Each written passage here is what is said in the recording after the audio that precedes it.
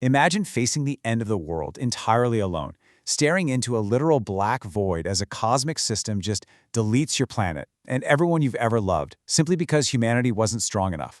Well, that's exactly where our explainer kicks off today.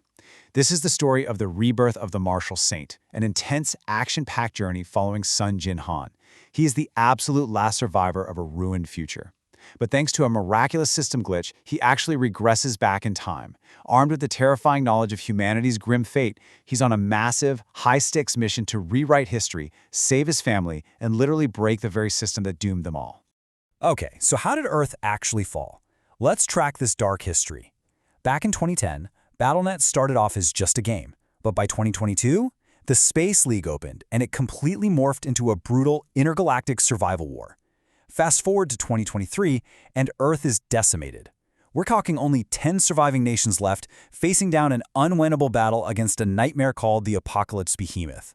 And humanity's supposed savior, Earth's strongest player, Baron Williams, he arrogantly tried to solo this enemy and was instantly decapitated. Because of his massive failure, humanity lost its final match. The system stamped Earth as a worthless race, and the entire planet was swallowed from the inside out by a black hole. But wait. Just as the system tries to finalize the deletion of humanity, an unprecedented system error flashes across the void. One human survives. Jin Han actually pulls off this impossible feat through his unique, fragmented skill called the Nameless Divine Arts, which physically resists the void's absolute deletion. The heavenly constellations watching the League are completely shocked by his resilience, so they vote to give him a second chance. In a flash, he's reset.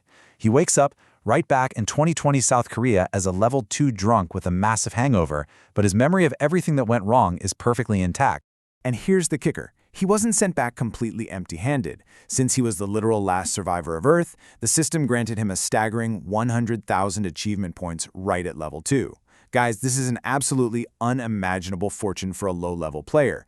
Jin Han doesn't even hesitate. He immediately spends those points to rapid-fire upgrade his hidden system shop, unlocking an emergency recovery feature.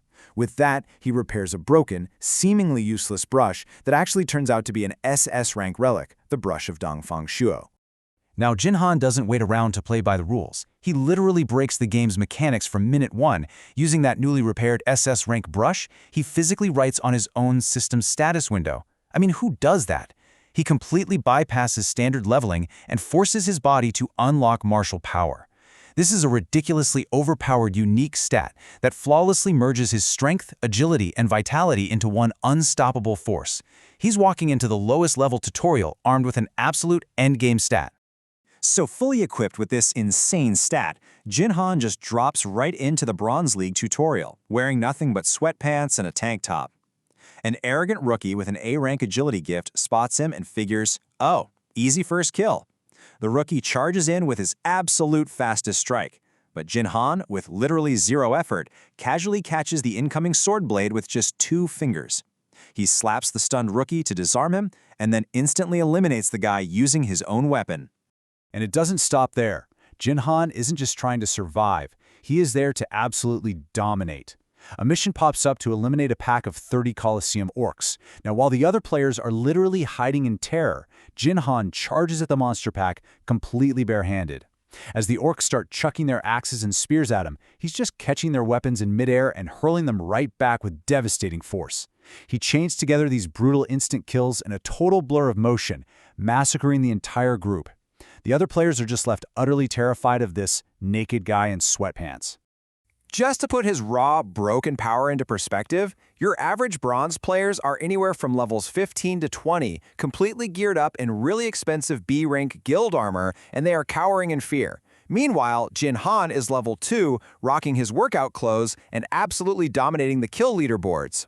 At one point, a heavily armored tank player from a top-tier guild tries to ambush him. Jin Han literally punches a hole straight through the guy's supposedly unbreakable B-rank armor, easily locking down first place in the tutorial. But Jin Han's true genius is really how he exploits the system's hidden mechanics. In his next match, which is a zombie defense mission, he intentionally picks the support class. Why? Because it unlocks the super rare Divine Power stat. Then he equips the seemingly useless Otherworld relic Metal Rod. When a really toxic, arrogant fire mage on his team starts insulting him, Jin Han literally picks the guy up and just tosses him off the tower straight into the zombie horde. Problem solved. Free from distractions, Jinhan leaps down and proceeds to solo 1,500 blood zombies, just smashing their heads with the rod to secretly farm and completely skyrocket his divine power. Naturally, a performance like that gets noticed. A famous top-tier player known as the Plum Blossom Sword spots his monstrous talent and approaches him right after the match. She's nervously trying to recruit him for the Elite Twin Stars Guild and asks for his phone number. Jinhan just pauses and flatly drops this incredibly badass dismissive line, "I don't remember my phone number." He has absolutely zero interest in getting tangled up in their guild politics. He's playing a completely different game here. To really understand what's driving Jinhan, we have to look back at the sheer tragedy of his past timeline. In his previous life, his brother-in-law, who was globally known as the Sword King, cowardly abandoned South Korea and his own teenage daughter Sia just to become a Japanese citizen for a woman. The toxic public backlash from that massive betrayal actually drove Sia to a tragic death in the original timeline. So this time around, Jinhan is stepping up as the fiercely devoted uncle. He vows to pull all that public hatred onto himself to protect his niece at literally any cost. And he knows exactly how to draw that heat. Jinhan turns on a BattleTube livestream, marches right up to this massive monument dedicated to his traitorous brother-in-law, and literally shatters the stone statue with his bare hands on live TV. He boldly declares war on the Sword King's incredibly toxic fanbase, daring them to come after him instead of his niece. It is a brilliant, highly calculated PR move that turns him into public enemy #1 practically overnight. Well, that massive stunt works almost too well. When Jinhan enters his next Coliseum match, those angry Sword King fans actually pool their money together and slap a staggering 42,000 GP bounty on his head. That's roughly equivalent to $42,000. A famous gold-tier streamer known as Golden Light, who intentionally dropped down to the Bronze League just to troll and slaughter weaker players, happily takes the contract. He goes live to his massive audience, promising to completely humiliate and execute Jinhan for the massive payout. Unfortunately for the streamer, he picked the absolute wrong target. Jinhan pulls out this cheap, D-rank kitchen knife set he picked up. He figures out the relic's hidden trigger mechanic. Step 1, crush the head with the club. Step 2, pierce the heart with the knife. What follows is an absolute, undeniable bloodbath. Jinhan brutally massacres the streamer, kills him, literally waits for him to use an illegal resurrection item, and then kills him again. He then turns his attention to the other high-tier players in the arena, scoring a flawless pentakill and leaving the entire stream chat totally speechless. Jinhan's rapid, unstoppable rise forces the system to intervene, throwing him into a special top 100 promotion survival match. And guess who is waiting for him there? Baron Williams, the arrogant American rank 1 player who originally stole his loot and doomed humanity in the previous timeline.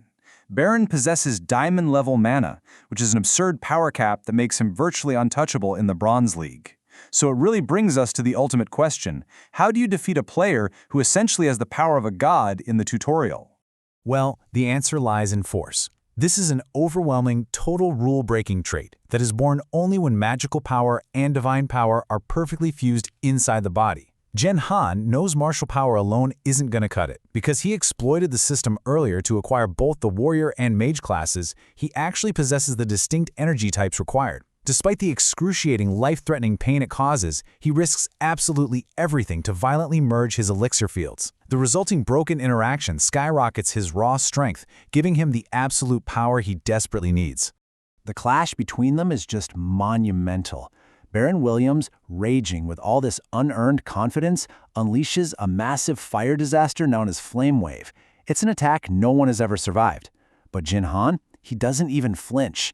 Channeling his newly unlocked force through the path of the immortal sage martial art, he steps forward and casually pierces straight through the raging inferno, completely erasing the rank 1 player's ultimate attack in a single, devastating strike. Jinhan closes the distance instantly, pinning the rank 1 player to the shattered arena floor. But he's not just there to defeat Baron physically, he completely dismantles him psychologically. Staring down with cold, calculating eyes, he delivers this vicious teardown. Building muscle, changing your looks, they mean nothing if you never change who you really are. He completely exposes that beneath all of Baron's flashy skills and arrogant facade is just a deep-seated inferiority complex, proving that raw stats mean absolutely nothing without the mental fortitude of a true warrior. Now, you'd think he'd stop there, but Jinhan is relentless. During the match, an epic hidden quest pops up. Find and provoke the Shadow Queen, a literal godlike constellation watching from the audience. In a display of sheer unbelievable absurdity, this level 2 player uses his absolute power to tear a hole straight through the dimensional barrier separating the arena from the spectators. He locks eyes with her true demonic form and relentlessly taunts her. Furious, the Queen unleashes a horrifying swarm of shadow monsters onto the battlefield, turning this promotion match into an absolute nightmare. His incredibly audacious actions draw the attention of an even higher power, the martial god himself. Pulled into this terrifying spiritual realm, Jinhan is given a massive ultimatum by the god's avatar: surrender his unique martial power and serve as an obedient servant, or die. Despite his physical body being crushed by the deity's mere presence, Jinhan delivers a chilling, highly defiant response with absolute gravity. I won't be anyone's slave. He consciously chooses the impossibly hard path, declaring he will defeat the gods on his own terms to protect Earth. Barely surviving that insane encounter, Jinhan snaps back to the real world, only to discover his arm has been infected with a spreading, dark curse from the Shadow Queen. He has officially conquered the tutorial, utterly humiliated the world's top players, and openly declared war on the constellations themselves. But with a literal god's curse eating away at him and the deadly Space League looming closer every single day, can Sun Jinhan truly break the system before humanity is swallowed by the void a second time? What an absolutely incredible start to his story. You definitely don't want to miss what happens next in this epic journey.